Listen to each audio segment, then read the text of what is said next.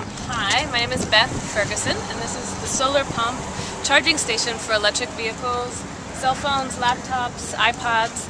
It's a public art experiment to get people to start thinking about renewable energy as something we see every day in the streets, and how we can incorporate that into our lives and use electric vehicles like the one you see here. It has a lithium battery. It takes a couple hours to recharge, and we have a outdoor safe electric plug as part of our installation that is for people to charge cell phones, laptops, or these bikes as they walk by during South by Southwest this next week.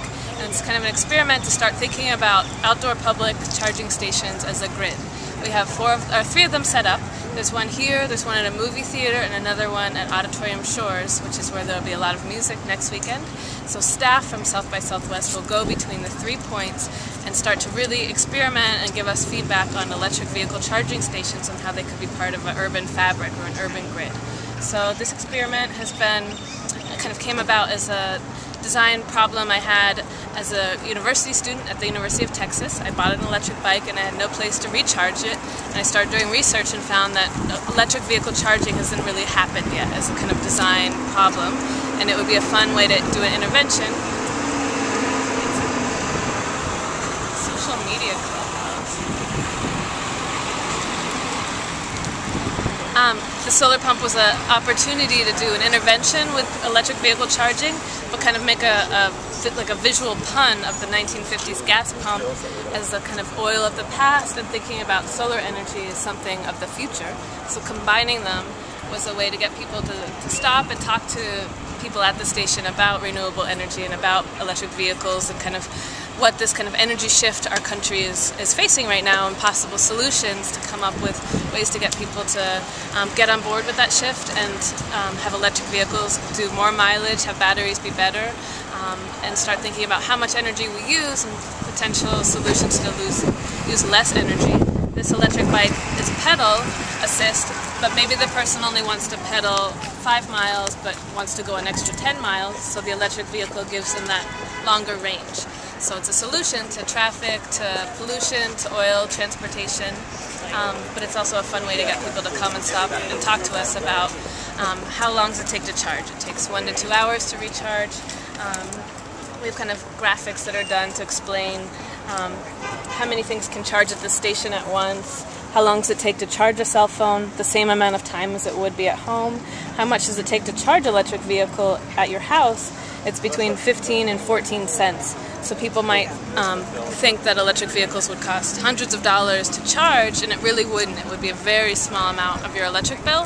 So this is kind of a way to get people to think about how they could incorporate electric vehicles into their life as well as solar energy. Do you have any other questions? Well, why did you choose a solution over... Okay. Before coming up with the concept to use gas pumps, I had done a lot of iterations of kind of funnier shapes that could be more similar to like a mailbox, or I did a long trailer that looked kind of very utilitarian, not very exciting, and the solutions needed banners and billboards saying stop using oil.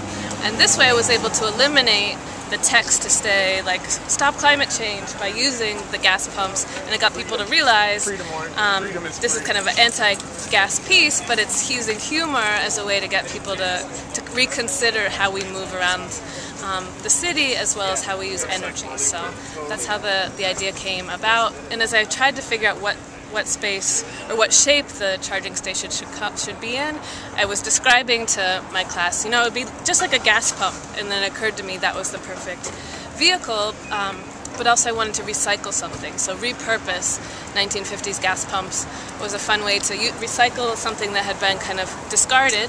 I found the gas pumps at a kind of gas pump graveyard in Dallas, and then we painted the surfaces with powder coating, and powder coating uses a lower VOC count for painting, and it makes it more durable.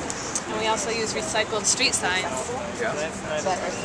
as repurposed furniture for people to be able to sit at, use their laptops, take a break during the festival, stools, and it's all mounted on a steel plate so it's movable and portable. And we had the city's bike program donated bicycle racks, and R. Martin is a local electric bike company that let us borrow the electric bikes for staff this week.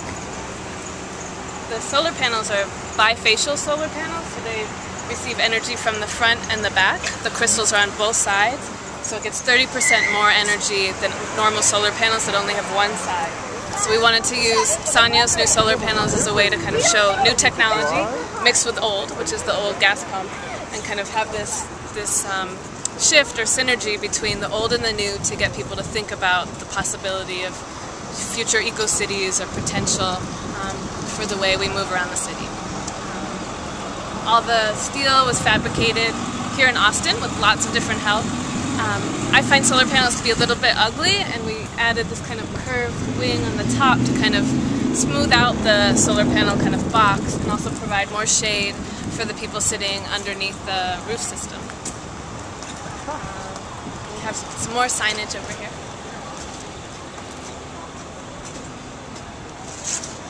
Here's some information about